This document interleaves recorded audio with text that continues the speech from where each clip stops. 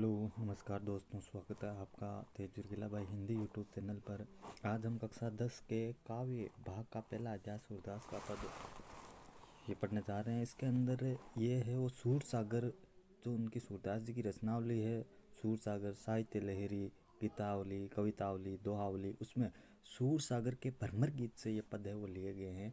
इसके अंदर क्या है कि श्री कृष्ण है वो मथुरा गोपियों को छोड़ करके मथुरा चले जाते हैं। मथुरा चले जाने के बाद में एक अपना दूत होता है जिसका नाम है उद्धव। उस दूत को बारी बारी से संदेश दे करके भेज रहे हैं, बार बार संदेश दे करके भेज रहे हैं गोपियों के पास में। और गोपियाँ उनको विरह रूपी ये संदेश सुन सुनकर वापस ताना भी दे रही है। और उसी के बीच में एक भंवरा आ जाता है, तो भंवरा आ जाने से बाद में भंवरे को माध्यम मान करके फिर ये गीत है वो प्रारंभ करती है और शुरू करती है। तो भंवरे को जब माध्यम माना है तब से ये सूर सागर के भ्रमर गीत से ये पद है वो लिए गए हैं। तो इसमें देखो पहला पद है, पहली लाइन है उधो। उधो यहाँ पे उधो के लिए शब्द दिया गया है। तुम हो अति बड़भागी, हे उधो तुम तो अति यानी अत्यंत ही बड़भागी यानी भाग्यवान। हे उधो तुम तो अत्यंत ही भाग्यवान हो, भाग्यशाली हो। अपरस रहत स्नेह तगाते नाहिन मन अनुरागी। अपरस रहत स्नेह तगाते, आप श्री कृष्ण के प्रेम रूपी, स्नेह यानी प्रेम रूपी, तगा यानी धागा, रेत यानी रहते हो, हमेशा पास में श्री कृष्ण के हमेशा प्रेम रूपी धागे से बंधे हुए रहते हो। नाहिन मन अनुरागी, तो भी तुम्हारा उनके प्रति मन नहीं लगा है। नाहिन यानी नहीं, मन अनुरागी उनके प्रति तुम श्री कृष्ण के हमेशा पास रहते हो, उस प्रेम रूपी धागे से बंधे हुए हो, फिर भी तुम्हारा उनके प्रति मन नहीं लगा है। फिर वो दो उदाहरण देख करके समझाती है। एक तो कमल के पत्ते का उदाहरण देती है, एक तेल चुपड़ी हुई मटकी का उदाहरण देखी है और कहती है कि पुरहिन पात रहत जल भीतर ता रस देह ने दागी। यानी आप तो पुरहिन पात, कमल का पत्ता, आप तो उस कमल के पत्ते के समान हो जो जल के अंदर रहते हुए भी ता रस देह ने दागी, फिर भी उस पर एक पानी की रस यहाँ पे बूंद के लिए ये शब्द लिया गया है। पानी की एक बूंद तक नहीं लगती, एक पानी का दाग तक नहीं लगता है। आप तो उस कमल के पत्ते के समान हो जो जल के अंदर रहते हुए भी उस पर पानी की एक बूंद तक नहीं ठहरती। जूं जल महा तेल की गागरी, बूंद ने ताको लागी। गागरी यानी घड़ा, यानी जूं जिस तरह जल महा, जल के अंदर तेल चुपड़ी हुई मटकी है उसको डुबो दिया जाए तो उस मटकी के ऊपर बूंद ने ताको लागी, एक बूंद तक नहीं लगती है। जिस तरह आप श्री कृष्ण के पास हो और आपको प्रेम का एक दाग तक नहीं लगा है। प्रति नदी में पाँव ने बोरियो, दृष्टि ने रूप प्रागी। यानी आप तो जो ये एक श्री कृष्ण के पास रहते हो तो ये एक प्रेम की नदी है, उसके पास आप रह रहे हो, ये प्रेम रूपी नदी है। प्रीति नदी यानी प्रेम रूपी नदी। मैं पाँव ने बोरियो, कह रहे हैं कि प्रेम रूपी नदी में स्नान करना तो दूर की बात है कि आपने स्नान नहीं करा। अरे स्नान को तो छोड़ो, आपने तो यहाँ पर पाँव यानी पैर ने बोरियो, बोरियो डुबोना, आपने तो इस प्रेम रूपी नदी में पैर तक नहीं डुबोया है। दृष्टि ने रूप प्रागी, आपकी दृष्टि तो श्री कृष्ण के प्रति, प्रागी यानी मग्ध होना, श्री कृष्ण के प्रति मग्ध ही नहीं हुई है। सूरदास अबला हम बोरी, गुर चाटी जो पागे। सूरदास जी फिर यहाँ पे गोपियों के माध्यम से कहते हैं, गोपियों को माध्यम मान करके कहते हैं कि गोपियाँ कहती है कि हम तो, अबला यानी नारी, बोरी यानी भोली भाली, हम तो भोली भाली वह नारियां हैं, गुड़ चाटी चुप आगे। जिस तरह गुड़ के ऊपर चीटियाँ चिपकना चाहती है, फिर श्री कृष्ण हमको छोड़ करके मथुरा चले गए हैं, वापस आएंगे तो भी हम उस चीटियों की तरह, जिस तरह चीटियाँ गुड़ पर चिपकती है उस चीटियों की तरह हम श्री कृष्ण के चिपकना चाहते हैं। अगला दूसरा पद है मन की मन ही मान रही। अब वो वापस उद्धव आया संदेश लेकर के, तो कह रहे थे कि हमें ये लग रहा था कि हमारा संदेश है वो श्री कृष्ण लेकर के आएंगे, तो हमारे जो मन की बात है वो मन के अंदर ही रह गई। मन की मन ही मान रही, हमारे मन की बात है वो मन के अंदर ही रह गई है। कही जाही कौन पे उधो, ना ही परत गई।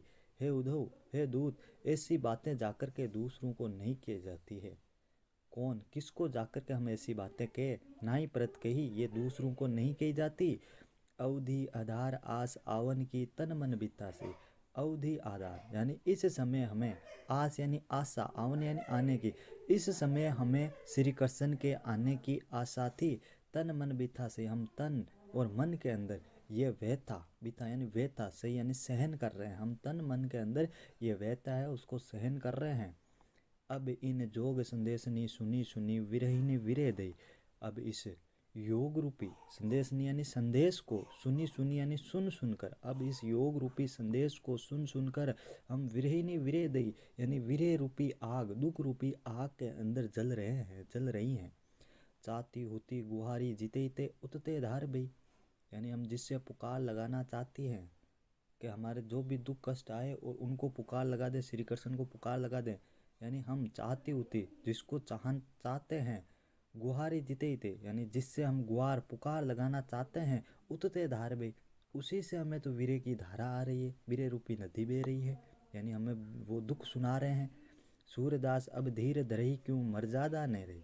सूरदास जी वापस गोपियों के माध्यम से कहते हैं कि अब श्री कृष्ण ने धीर धरही, धैर्य धारण कर लिया है, या अब श्री कृष्ण ने धैर्य धारण क्यों कर लिया है, उन्हें तो मर्यादा न लही, अब उन्हें तो प्रेम की मर्यादा ही नहीं है, प्रेम रूपी मर्यादा तो उनके पास है ही नहीं, अब उन्होंने धैर्य धारण क्यों कर लिया है। इसके आगे तीसरा पद, हमारे हरी हारिल की लकड़ी, यानी हमारे जो श्री कृष्ण है वो हमारे लिए तो हारिल रूपी पक्षी की लकड़ी के समान।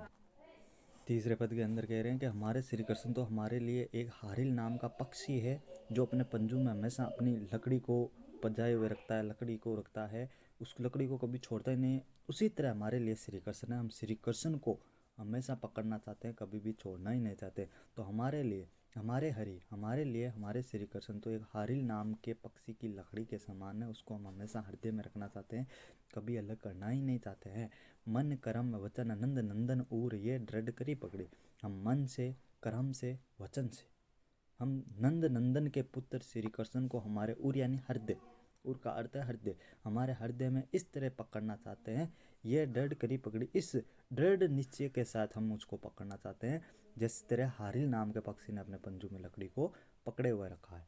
जागत सोवत सोपन दिवस निसी कान कान जगरी, जागते हुए, सोते हुए, सपने में, जागत यानी जागते हुए, सोवत यानी सोते हुए, सोपन यानी सपने में, दिवस निसी होता है दिन और रात में, कान कान श्री कृष्ण जप रही है। हम जागते हुए, सोते हुए, सपने में, दिन में, रात में हमेशा एक ही पुकार लगा रहे हैं, वो है श्री कृष्ण।